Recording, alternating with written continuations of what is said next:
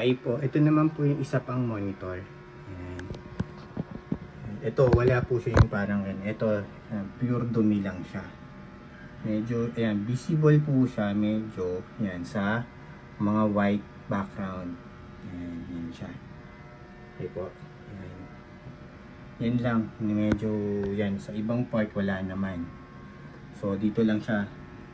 Mostly yan, yan lang po Yan, pero, kunyari po, sa white background lang po yan Pero pag yan, dark screen, kita pa po ba? Diba? Hindi naman po. So, yan, sa mga ganyan.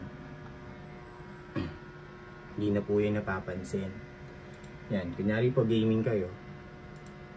Lalong, yan. Kita nyo, yan po yun, yung part yan. Yan.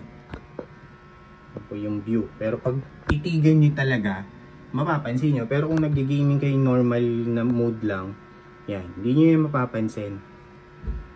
Okay. Pero pag titigan nyo talaga, yan, i-zoom nyo, makikita nyo po talaga siya. Pero kung normal lang yung view nyo sa monitor nyo, tsaka 32 inches curve po to sa 3.5, sobrang sulit na rin po niya. Marami na rin pong bumili sa amin. Yan, yan po siya. Tapos Facebook. Yan. Kita nyo po ba? Okay po, yan. Yan po yung yun lang po yung issue niya. Okay. Yan. Yun lang po. Pag hindi po maselan, okay lang. Ha?